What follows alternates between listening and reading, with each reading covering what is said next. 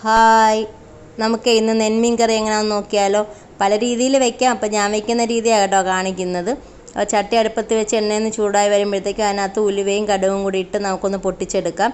അതൊന്ന് പൊട്ടി വരുമ്പോഴത്തേക്കും കറിവേപ്പിലയും അരിഞ്ഞ് വെച്ചിരിക്കുന്ന സവാളയും ചേർത്തൊന്ന് വഴറ്റിയെടുക്കാം. ചെറുതായിട്ട് വഴണ്ടി വരുമ്പോഴത്തേക്കും അതിനകത്തേക്ക് നമുക്ക് അരിഞ്ഞ് വെച്ചിരിക്കുന്ന പച്ചമുളകും തക്കാളിയും കൂടെ ചേർത്ത് തക്കാളി നന്നായിട്ട് ഉടയുന്നത് വരെ നമുക്കൊന്ന് വഴറ്റാം. അതിനുശേഷം നമുക്ക് പൊടികളായ മുളക് പൊടി, മല്ലിപ്പൊടി, മഞ്ഞൾപ്പൊടി ഇവ ചേർത്ത് അതിൻ്റെ പച്ചമണം എല്ലാം ഒന്ന് മാറിക്കഴിയുമ്പോഴത്തേക്കും തേങ്ങയുടെ 2 പാൽ ചേർക്കാം നമുക്ക്. അതിൻ്റെ കൂട്ടത്തിൽ തന്നെ കുടംപുളി ഞാൻ വെള്ളത്തിലിട്ട് വെച്ചിട്ടുണ്ടായിരുന്നു. അപ്പോൾ അതും കൂടി പുളിയും ആ വെള്ളവും കൂടെ അതിനകത്തോട്ടൊന്ന് ചേർത്ത് കൊടുത്ത് ഒന്ന് തിളയായി വരുമ്പോഴത്തേക്കും നമുക്ക് മീൻ കഷ്ണങ്ങൾ ചേർക്കാം. ഈ നെന്മീൻ കാണാൻ തന്നെ എന്തൊരു ഭംഗിയായല്ലേ.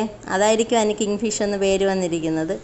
അപ്പോൾ അതിനകത്തേക്ക് നമുക്ക് മീനിട്ടിട്ട് നന്നായിട്ടൊന്ന് വറ്റി വരുമ്പോഴത്തേക്കും നമുക്ക് 1 പാലും കൂടെ ചേർത്ത് ആവശ്യത്തിന് ഉപ്പും കൂടെ ചേർത്തതിന് ശേഷം നമുക്ക് ചെറുതായിട്ടൊന്ന് ചൂടായി വരുമ്പോഴത്തേക്കും തീ ഓഫ് ചെയ്യാം.